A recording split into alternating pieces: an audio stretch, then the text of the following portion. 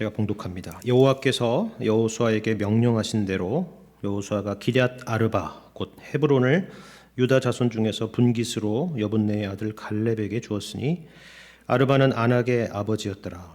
갈렙이 거기서 아낙의 소생 그 세 아들 곧 세세와 아히만과 달메를 쫓아내었고 거기서 올라가서 드빌 주민을 쳤는데 드빌의 본 이름은 기쟇세벨이라. 갈렙이 말하기를 기쟇세벨을 쳐서 그것을 점령하는 자에게는 내가 내 딸 악사를 아내로 주리라 하였더니 갈렙의 아우 그나스의 아들인 온니엘이 그것을 점령함으로 갈렙이 자기 딸 악사를 그에게 아내로 주었더라.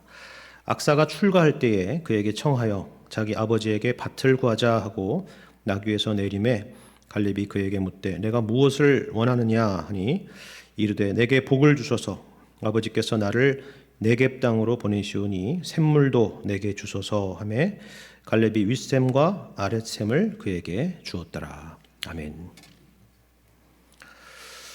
이번 주부터 이제 구역 모임이 시작이 되는데요. 그동안 너무 이 시간을 기다려 오셨지 않습니까? 예, 표정들을 보니까 정말 기다리신 것 같습니다. 그렇죠? 예. 구역 모임에 맞춰서요. 우리가 지난 학기에 이어서 이번 학기에는 여호수아 말씀 후반부의 내용을 함께 말씀을 나누고자 합니다. 사실 여호수아 이 후반부의 말씀은요 전반부 말씀만큼 그렇게 주목을 받지는 못합니다. 왜냐하면 여호수아 전반부 말씀은 우리가 잘 아는 대로 여리고 전투나 또 가나안 정복 전쟁과 같은 그런 이렇게 뭔가 이렇게 뭐랄까요?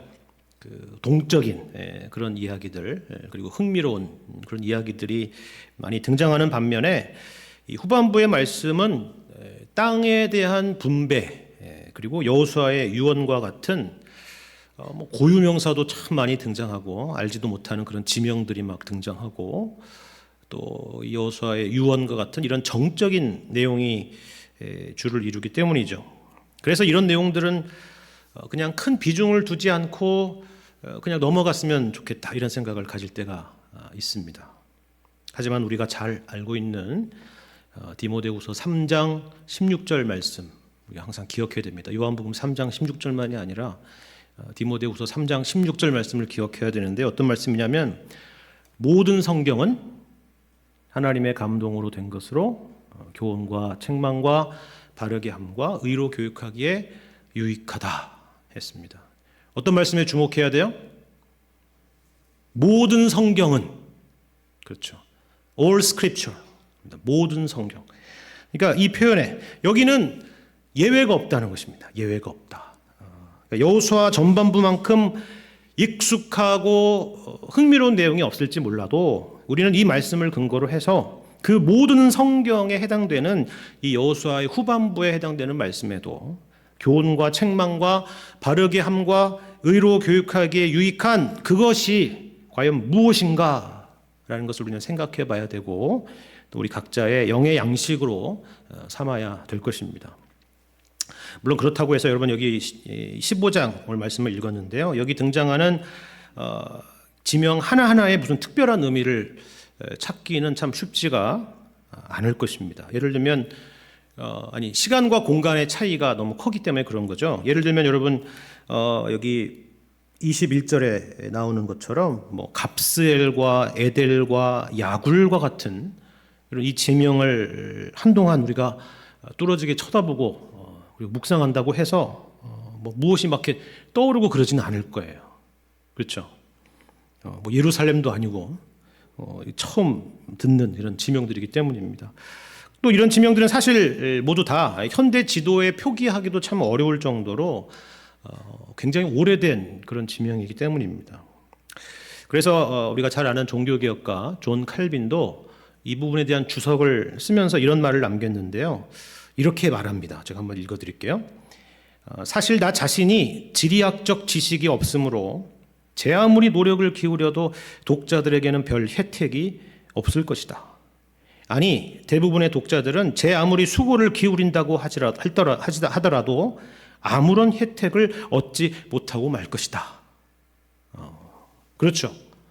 당연한 말입니다. 그렇죠. 하지만 그렇다고 해도 우리가 이 15장과 같은 이 본문의 말씀에서 기억해야 될 두 가지는 분명히 있습니다. 하나는 뭐냐면요. 설령 우리는 그렇다고 할지라도 이 여호수아 말씀의 최초의 독자들 아니면 이 본문의 말씀의 그 현장 가운데 있었던 이스라엘 백성들에게 있어서는 그랬을 것 같아요? 아니면 그러지 않았을 것 같아요? 당연히 그러지 않았을 거예요. 그렇죠? 이게 남의 문제라면 우리처럼 큰 감동도 없고 뭐 가슴이 뛰고 이런 일도 없겠지만 이것이 내 문제라고 한다면 전혀 다른 문제겠죠. 여러분에게 어딘가에 여러분 소유의 땅이 있다라고 이렇게 한다면 우리는 그걸 가볍게 여기는 사람은 아무도 없을 거예요. 그죠? 위치가 어딘지, 지형은 어떠한지, 정확한 경계는 어디서부터 어디까지인지, 주변에는 어떤 도시들이 있는지 이런 것들을 카카오맵을 켜고 뒤지고 살펴보면서 밤을 새워서라도 살필 거예요. 우리가 이 말씀을 대할 때 그래야 된다는 겁니다. 그러니까 그 시대로 우리도 들어가서 그들이 처음 이 말씀을 받았을 때의 심정으로 말씀을 읽어야 의미가 있다라는 것입니다. 또 다른 하나는요, 여기 등장하는 지명들이 우리와 직접적인 관련은 없다고 할지라도 방금 읽어드린 디모데후서 3장 16절의 말씀처럼 이 본문 자체에서 오늘날 우리에게 주는 변함없이 중요한 메시지가 있다는 사실을 기억해야 된다는 겁니다. 제가 앞서서 칼빈의 주석에 대한 말씀을 드렸는데요. 앞서 말씀드린 것은 물론 지명 자체에 대한 코멘트를 했던 것입니다. 그러니까 지명 자체로는 우리에게는 이런 지리적인 지식들이 없기 때문에 유익을 얻기가 참 어렵다라는 이야기를 했던 거죠.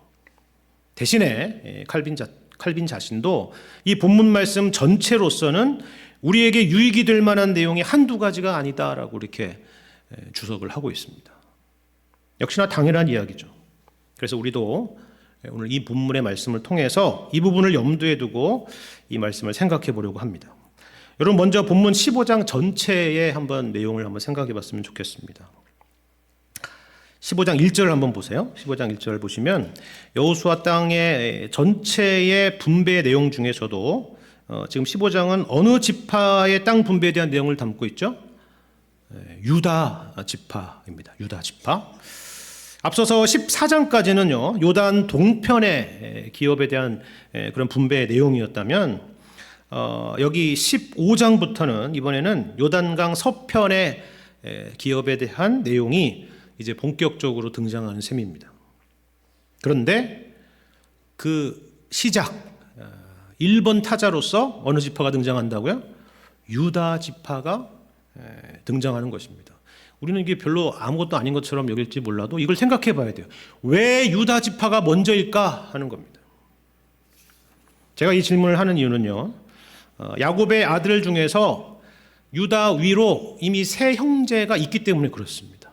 누가 있냐면 르우벤과 시몬과 레위가 있기 때문이에요. 그러니까 순서대로 하자면 그들이 먼저 되어야 옳죠. 그러니까 예를 들어서 르우벤부터 나와야지 맞습니다. 그런데 보시는 것처럼 유다가 먼저 등장하고 있습니다. 그 이유는 우리가 창세기에서 찾아볼 수가 있는데요.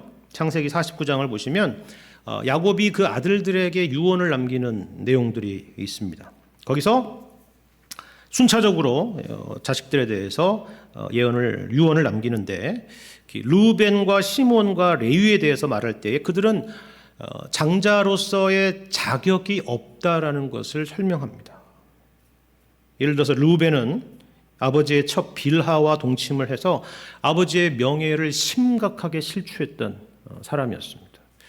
시몬과 레위는 세겜 족속을 학살하는 것에 있어서 앞장서게 됨으로 인해서 야곱의 이 온 가족들을 큰 위기에 빠뜨렸던 문제가 있었죠. 그래서 야곱은 이 둘을 가리켜서 그들의 칼은 폭력의 도구라 이렇게 말을 했습니다. 그리고 이어서 유다에 대한 예언이 등장하는데요. 아들들에 대한 이 유언들 중에서 특별히 이 유다에 대한 예언은 가장 많은 분량 그리고 가장 큰 비중을 차지하고 있습니다. 특별히 주목할 것은 바로 이 유다 족속을 통해서 왕이 등장하게 될 것이다라는 예언이 등장하는 거예요. 물론 장자의 축복이 유다에게 온전히 돌아간 것은 아닙니다. 우리가 아는 것처럼 요셉의 두 아들 에브라임과 므낫세를 이 할아버지인 야곱이 양자로 삼음으로 인해서 요셉에게 그 장자의 축복이 돌아갔죠. 그래서 역대상 5장의 말씀을 보시면 장자의 명분은 요셉에게로 돌아갔고 주권자는 유다에게서 났다라고 이렇게 기록을 하는 것입니다. 그러면 여러분 여기서 상식적인 퀴즈를 한번 내보겠습니다. 그러니까 누가 12아들 중에서 소위 말해서 이제 제일 뭐랄까요, 이름도 있고 힘도 있고 우선이 되는 아들이라는 거예요. 유다하고 요셉이 두 아들, 에브라임과 므낫세. 그렇죠? 그러면 제가 여기서 상식적인 퀴즈를 한번 내보겠습니다. 오늘 본문의 15장은 유다의 기업에 대한 이야기인데요. 그러면 그 다음 장 16장은 그 다음 순서는 어느 지파에 대한 이야기가 등장하겠어요? 보시지 말고요. 보시지 말고요. 그렇죠. 아까 제가 말씀드렸지 않습니까?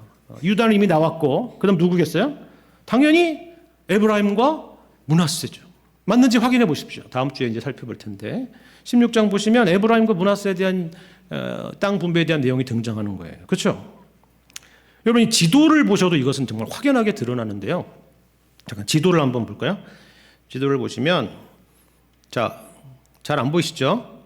그냥 색깔만 보세요. 색깔만 보시면 저 아래쪽에 있는 그 녹색의 그림이 어느 지파일까요? 엄청 큰 땅이죠. 유다입니다. 유다. 그러니까 사해의 왼쪽 편 쭉 있는 거. 가운데에 물론 이제 시몬이 있긴 하지만 나중에는 이제 이 시몬과 유다가 거의 이제 섞이게 되는데 아무튼 굉장히 넓은 땅입니다. 그리고 그 다음이 누구라고요? 므낫세와 에브라임. 그죠? 근데 요단 동편에도 동편 므낫세가 저기 황토색으로 있고 서편에도 노란색으로 므낫세가 있죠. 엄청 크죠? 그리고 그 아래 에브라임이 있습니다. 그러니까 유다, 므낫세, 에브라임 합치면 전체 12지파의 이 땅의 분배를 봤을 때 절반 이상이죠. 대단하지 않습니까? 12지파인데 돋보기가 왔다가 사라졌습니다. 그러니까 딱 이것만 보셔도 돼요. 색깔만 봐도 아 그렇구나. 그런 걸 우리가 확인할 수가 있어요. 여러분 성경책 뒤에 나오면 그 지도를 볼 때 그냥 보지 마시고 이런 걸 한 번씩 살펴보면 의미가 있다는 겁니다. 그런데 여러분 이 이야기를 제가 드리면 무슨 생각이 드세요? 그런 생각이 자연스럽게 들지 않아요? 야, 유다 지파 사람은 참 좋겠구나. 그죠? 요셉 지파 사람들은 참 좋겠다. 그런 거죠. 그들은 첫째이고 땅도 크고 인정도 받고 나는 왜 루벤 지파에서 태어나가지고 그렇죠? 그런 생각들 있잖아요.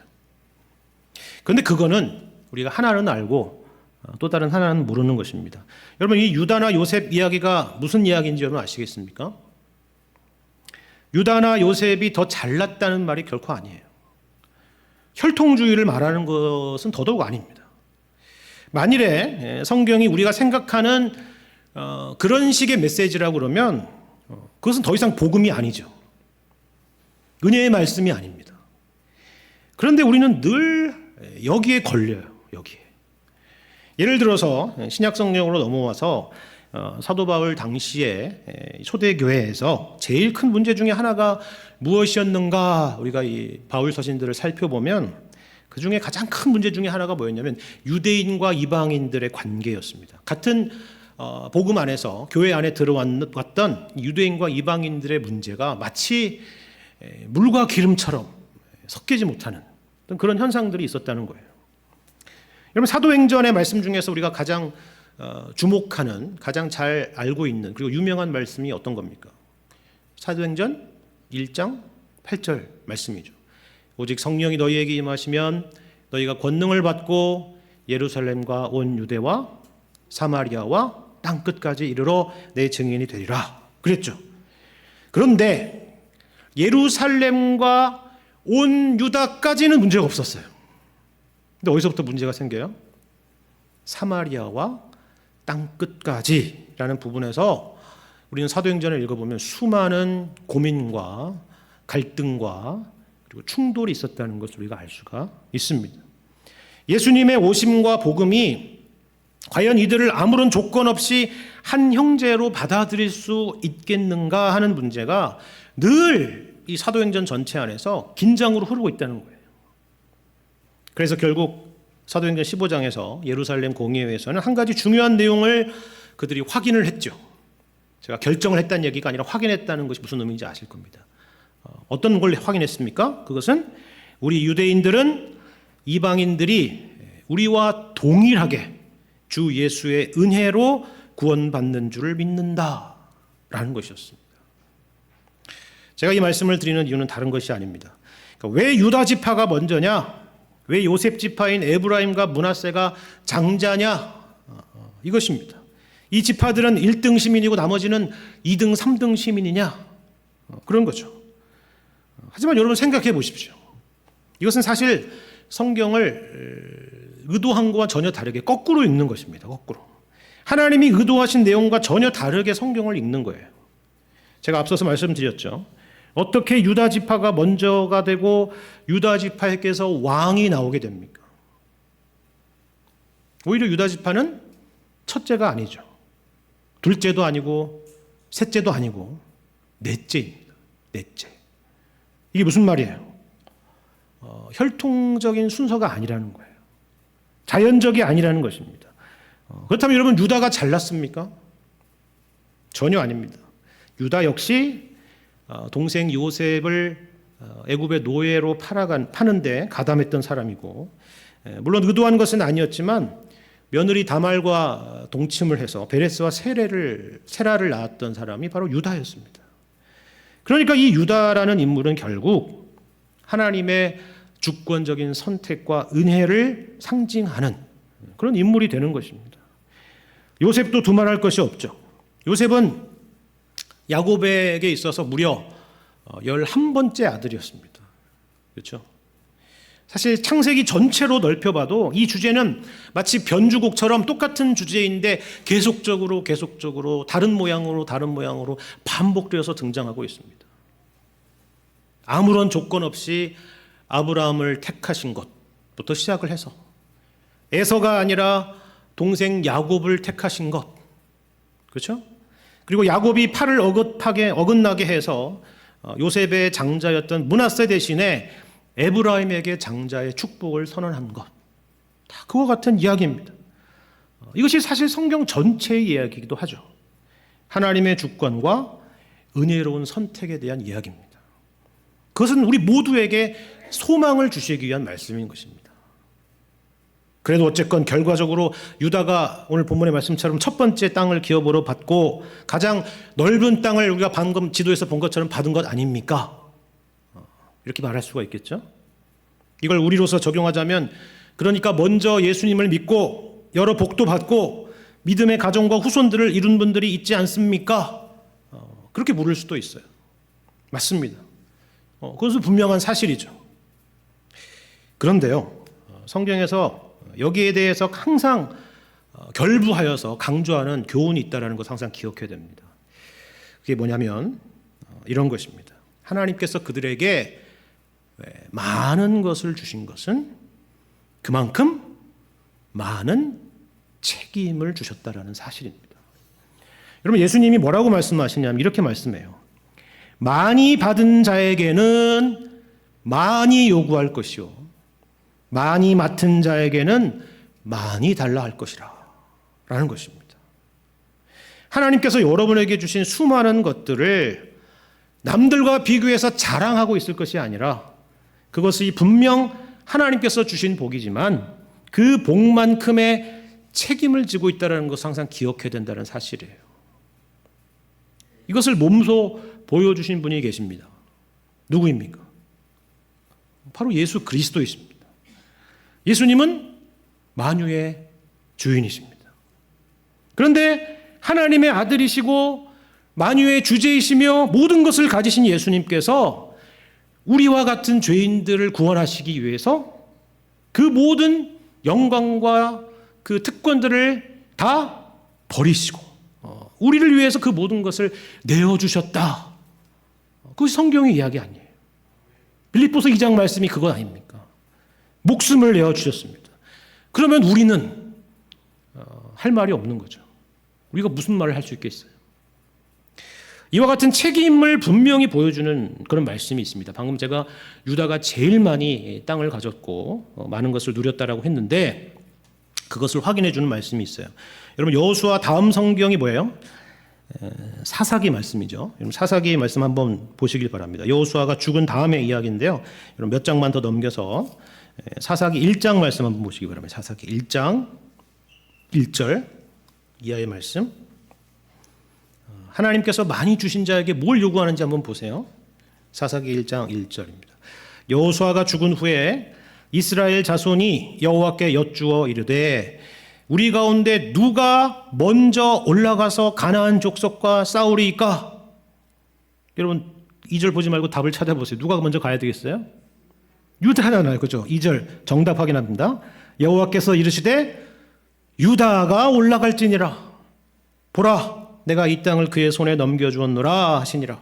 유다가 그의 형제 시몬에게 이르되 내가 제비 뽑아 얻은 땅에 나와 함께 올라가서 가나안 족속과 싸우자. 그리하면 나도 내가 제비 뽑아 얻은 땅에 함께 가리라 하니 이에 시몬이 그와 함께 가니라. 아까 그 지도에서 그 안에 있었던 시몬 지파 기억나시죠? 그런 것입니다. 여러분 무슨 말인지 아시겠죠? 하나님께서는 누가 먼저 올라가야 된다고요? 유다입니다. 유다가 올라갈지니라. 두 말에서 뭐 하겠느냐? 그 얘기잖아요. 그렇죠? 이것은 우리가 교회에서 무슨 일을 할 때도 이 원리는 동일하게 적용이 됩니다. 누가 먼저 해야 될까요?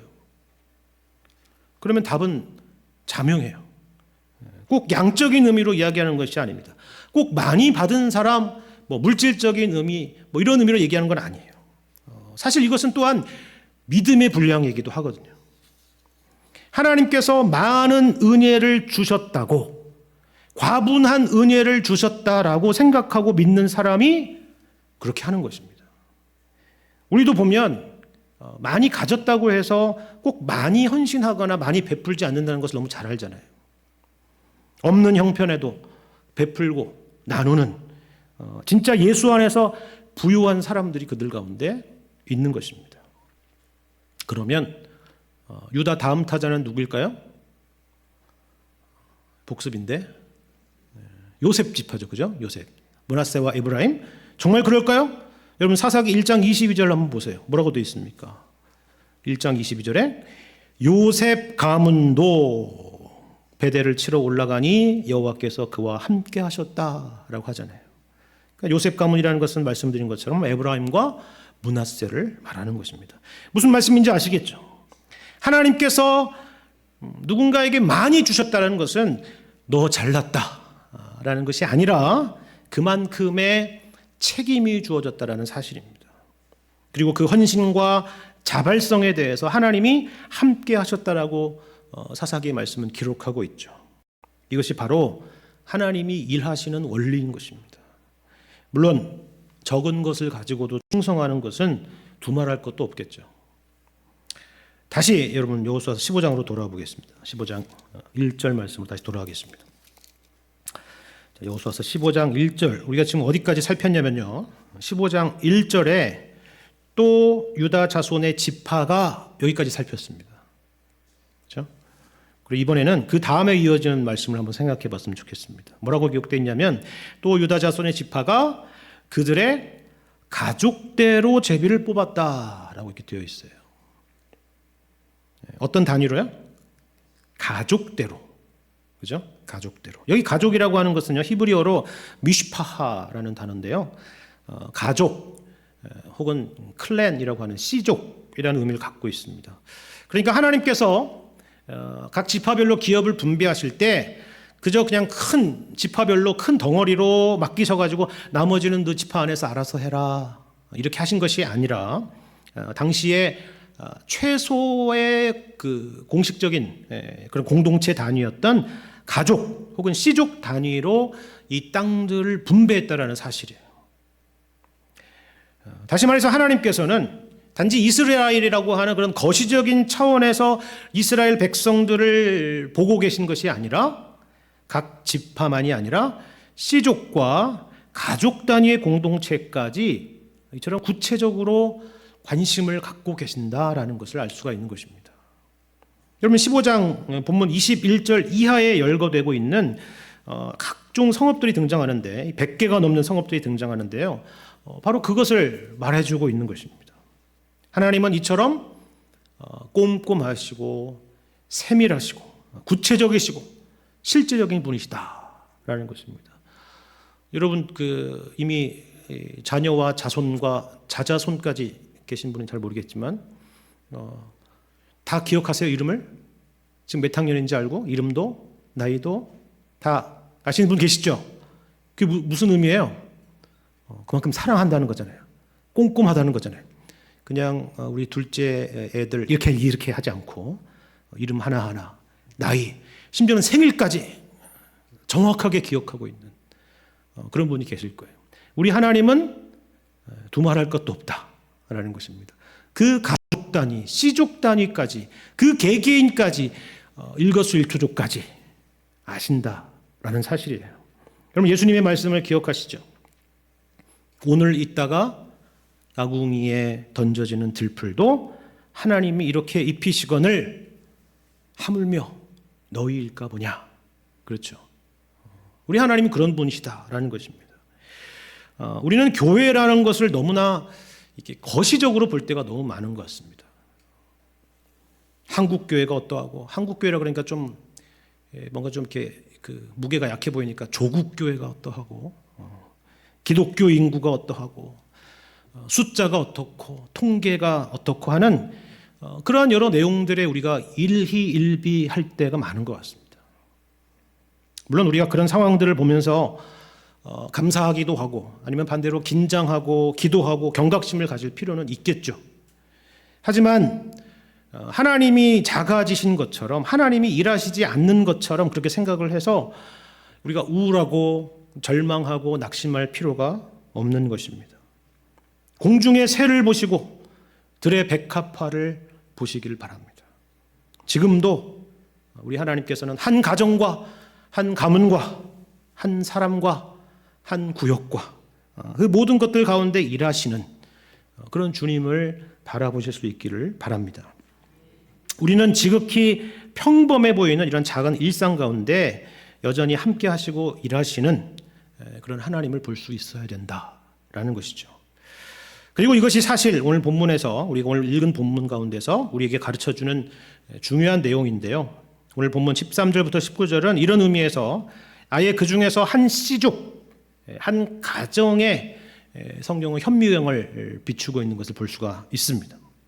자, 이 중에 여러 성읍 중에서 유다에게 주어진 여러 성읍 중에서 헤브론이라는 곳이 있는데 이 헤브론이라는 성읍은 이 유다 땅 중에서도 갈렙에게 할당되었던 그런 성읍이죠. 바로 앞장의 내용 여러분 지난 가을에 기억하시는 분이 많이 없으시겠지만 그 앞장의 내용을 보시면 85세가 된 갈렙이 여호수아에게 당당히 요구해서 받은 그런 성읍이 바로 헤브론이라는 성읍입니다.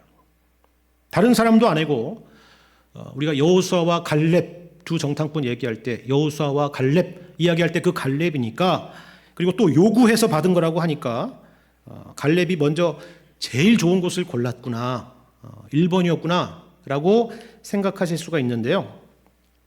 전혀 아닙니다. 전혀. 오히려 그 반대예요. 헤브론은 유대가 그 기업으로 받은 땅 중에서 제일 험지였습니다. 험지. 그래서 아마도 유다 지파 사람들은 아마도 이 소식을 듣고 모두들 만세를 불렀을 것입니다. 왜냐하면 헤브론은 당시에 빈 성읍도 아니고 거기에 거주하는 사람들은 정말 생각만 해도 끔찍한 사람들이 살고 있었기 때문입니다. 그럼 13절, 14절을 보십시오. 13절 말씀. 여호와께서 여호수아에게 명령하신 대로 여호수아가 기럇 아르바 곧 헤브론을 유다 자손 중에서 분깃으로 여분의 아들 갈렙에게 주었으니 아르바는 아낙의 아버지였더라. 갈렙이 거기서 아낙의 소생 그 세 아들 곧 세세와 아히만과 달메를 쫓아냈다라고 기록하고 있죠. 여기 등장하는 이름들을 보십시오. 여기에 헤브론에 살았던 당시 원주민 3세대가 등장하고 있는데요. 하나같이 그 이름만 들어도 무시무시한 그런 사람들입니다. 헤브론의 본래 이름은 기럇 아르바라고 했죠. 기럇이라고 하는 것은 성읍을 말합니다. 성읍. 그러니까 아르바의 성읍이라고 얘기한 거죠. 그러니까 아르바는 누구냐 하면 혹시 창세기에서 기억하실는지 모르겠지만 네피림의 후손으로 알려져 있습니다. 그러니까 굉장히 인간으로 보기 어려운 2m 정도도 아니고 한 3m 정도 큰 거인들이 아니었을까 생각이 들어요. 그리고 그 후손이 아낙이라는 사람이죠. 유전자는 거짓말을 못합니다. 과거에 정탐꾼들이 이 아낙 자손을 발견하고 어떻게 됐어요? 완전 기가 질렸죠. 야, 그들이 하고 우리하고 비교했을 때 그들이 어른이라고 한다면 우리는 갓난아기야. 이 정도로 얘기한 것도 아니에요. 뭐라 그랬어요? 우리는 메뚜기라고 했어요. 메뚜기. 세세와 아이만과 달메는 그 아낙의 소생이니까 뭐 두말할 것도 없겠죠. 역시나. 그렇죠? 근데 그냥 새 아들이라고 해도 될 텐데 굳이 뭐 이스라엘 사람도 아닌데 이 이름을 직접적으로 세세와 아히만과 달메라고 언급하고 있는 것은 이 세 명이 당시에 얼마나 유명한 괴수와 같은 사람들이었는지를 알 수 있는 대목입니다. 그 이름만 불러도 다 아는 그런 사람들이라는 거죠. 마치 골리앗처럼요. 그렇죠? 그런데 이 무시무시한 사람들을 쫓아낸 사람이 있었으니 그가 바로 갈렙이었다라는 것입니다. 그런데 여기서 만족하지 않고 더 올라가서 드빌이라는 성을 공략했다라고 하죠. 15절 이하의 말씀 보겠습니다. 거기서 올라가서 드빌 주민을 쳤는데 드빌의 본 이름은 기럇 세벨이라. 갈렙이 말하기를 기럇 세벨을 쳐서 그것을 점령하는 자에게는 내가 내 딸 악사를 아내로 주리라 하였더니 갈렙의 아우 그나스의 아들인 온니엘이 그것을 점령함으로 갈렙이 자기 딸 악사를 그에게 아내로 주었더라. 이렇게 말씀하고 있습니다. 결국 이 기럇 세벨도 정복하게 됐는데 여기 독특한 내용이 하나 있죠. 이번에는 갈렙이 직접 나서지 않고 드빌을 점령하는 자에게 자신의 딸 악사를 아내로 주겠다 이렇게 이야기를 합니다. 이게 무슨 의미일까요? 어떤 사람들은 이 말씀이 불쾌해 보일 수 있을 겁니다. 왜냐하면 무슨 딸이 자기 재산도 아닌데 어떻게 마치 포상처럼 누구에게 주니 많이 이렇게 할 수 있느냐라는 생각을 갖는 거예요. 물론 당시의 고대 근동에서는 오늘날과 같이 이렇게 인권이 높아진 시대가 아니었기 때문에 그렇게 생각할 수 있는 부분이 있을 수도 있습니다. 그런데 여러분 18절 이후의 내용을 보시면요. 갈렙도 갈렙이지만 그 아버지의 그 딸이라는 것이 분명히 느껴질 만큼 이 악사가 보통 여인이 아니라는 것을 우리가 알 수가 있죠. 그러니까 악사가 동의하지 않고 아버지 갈렙이 이 말을 했을 리가 없겠다라는 생각을 하게끔 하는 것입니다. 중요한 것은요. 이와 비슷한 성경의 다른 예에서 보듯이 이 이야기는 이 드빌성이라는 것을 점령하는 것이 당시에 얼마나 힘들고 어려운 일이었는가를 보여주는 내용이라는 것입니다.